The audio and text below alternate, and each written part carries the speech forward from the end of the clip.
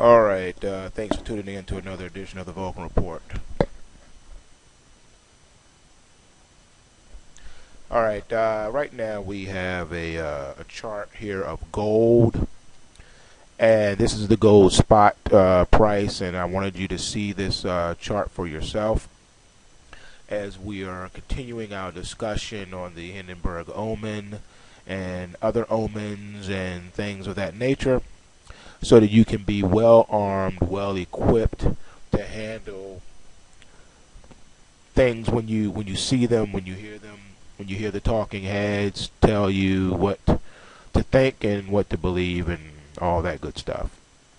All right, first and foremost, here we are today as of Friday's close. We close around the 1227.70 level. We're hitting some resistance or overbought type levels.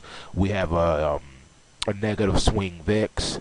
As you can see, these last four white candles right here bumping up against resistance. So we could possibly see some pullback this week.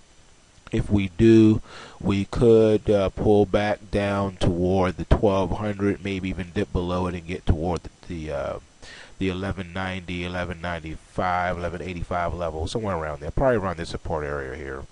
That's pretty possible. So, and this is just gold, okay? We're not even talking about the some of the other securities.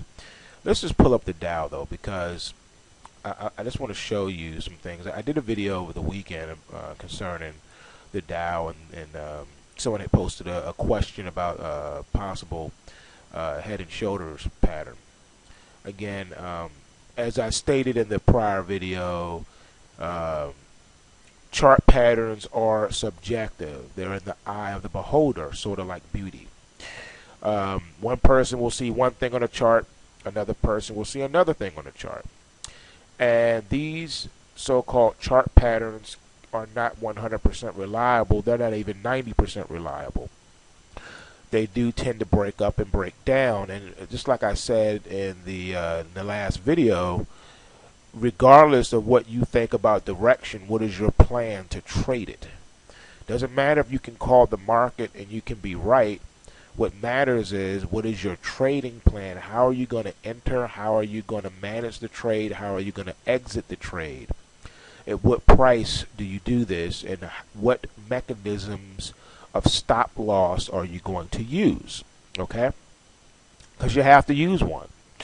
Not using a stop loss is like playing Russian roulette, which is stupid to do with your life or your finances. Okay? All right. No entry point for the Dow Jones. This is the Dow Jones futures price we're looking at. And as you can see, we do not have an entry point for Monday. We are still within the Kumo cloud. It is a bearish Kumo cloud. That doesn't mean that prices can't break out or break down. It's just saying that we're still stuck in the cloud. So putting big bets of money on the table, to me, would be a little ridiculous. If anything, you could probably sell a strangle. You could do that. For those of you who don't know what that is, that's an options play where you don't know if the market's going to break out or break down, but you believe that it's not going to break out or break down beyond a certain point.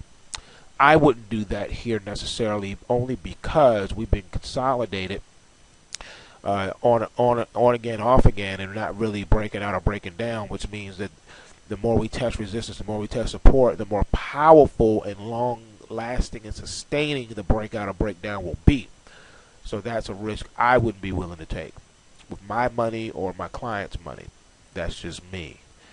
Another thing I want to say to everyone, please be cautious. I do the Vulcan report.